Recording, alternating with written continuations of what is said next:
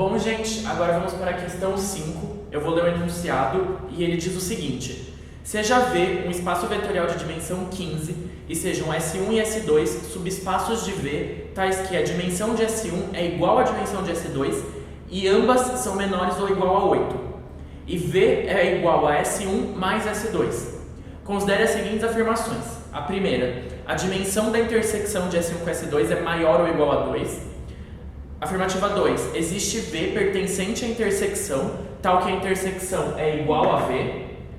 E se a intersecção for diferente do vetor nulo, então para quaisquer V e W pertencentes à intersecção, tais que V é diferente de W, vale que o conjunto VW é linearmente dependente.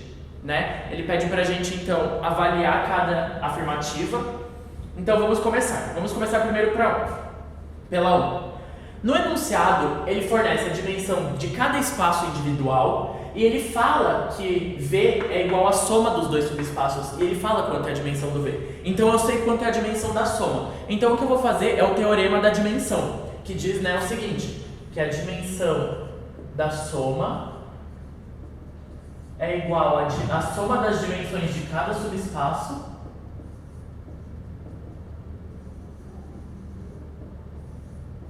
menos a dimensão da intersecção.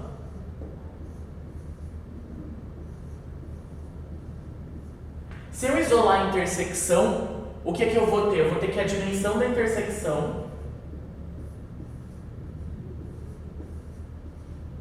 é igual a dimensão do S1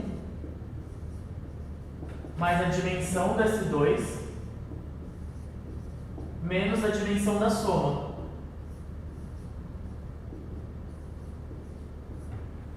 Tudo bem? Então, agora, o que eu vou fazer?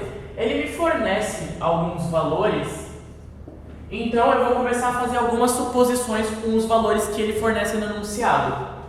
Ele quer saber a intersecção, mas ele fala que a dimensão do S1 e do S2 é sempre igual e menor ou igual a 8. Então, eu vou primeiro analisar o caso quando as dimensões são iguais a 8, as duas.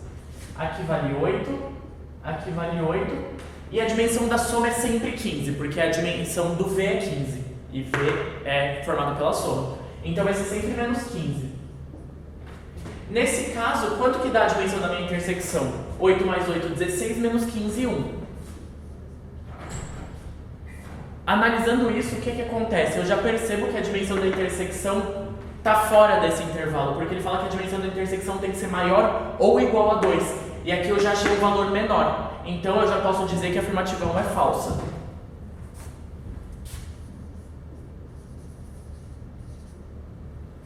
Certo? Se vocês estão na dúvida, podem testar outros valores. Por exemplo, testando 7, a coisa já fica pior do que imaginava. Porque o que acontece? 7 mais 7 é igual a 14 e menos 15 é igual a menos 1. Só que não existe subespaço vetorial de dimensão negativa. Isso não faz sentido. Então, a gente já sabe que as dimensões de S1 e S2 só podem ser igual a 8, porque como elas são iguais entre si, elas só podem valer 8, porque caso elas valham 7, a gente acaba caindo numa intersecção negativa, que é algo que não existe, tá bom? E se a dimensão fosse zero, implicaria que a dimensão de S1 é diferente da dimensão de S2, o que também não é verdade por essa condição do enunciado. Então, na realidade, eu posso esquecer esse sinal de maior e considerar que é só igual, tudo bem? Eu vou apagar a explicação da afirmativa 1 para a gente poder fazer a 2.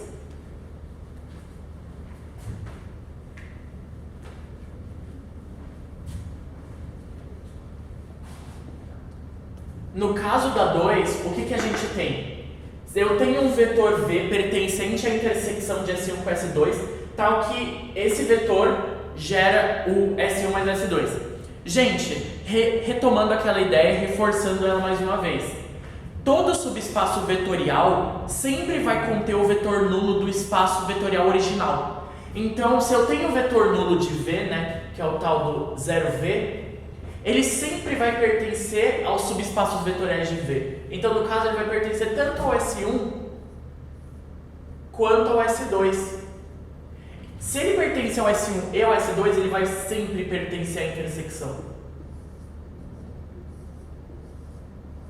Portanto, ele pergunta, existe um V pertencente à intersecção, tá? Que a intersecção é somente esse V? Sim, o próprio vetor nulo. Se você quer uma intersecção que só seja o vetor nulo, tá aqui. Ele pertence a ela e somente ele. No caso da dimensão da intersecção C0, só tem o vetor nulo, porque ele pertence tanto ao S1 quanto ao S2, porque os dois são subespaços vetoriais de V. Tudo bem? Então a 2 é verdadeira.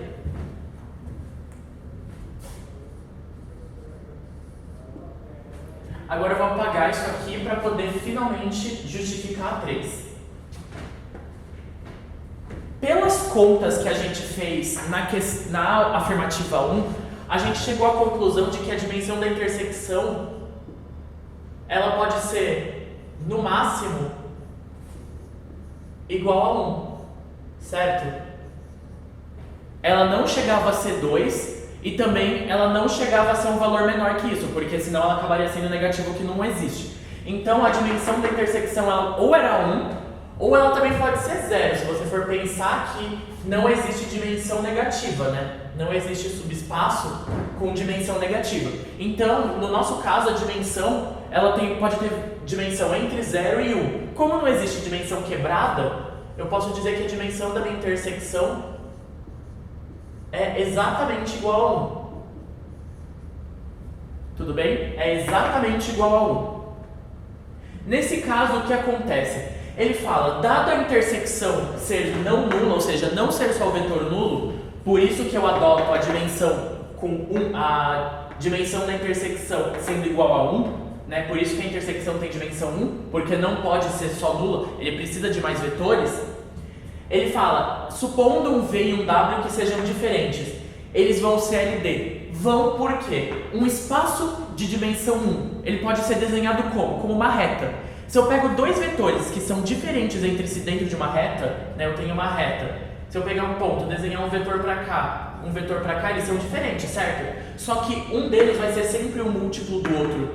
Então, no caso aqui eu tenho V, aqui eu tenho W. V vai ser sempre uma constante vezes W, vai ser sempre um múltiplo de W. Por essa relação, eu consigo dizer que eles são LD. E isso vai ser sempre verdade, porque a dimensão é 1, é uma reta. Então isso é sempre verdade, isso aqui é verdade.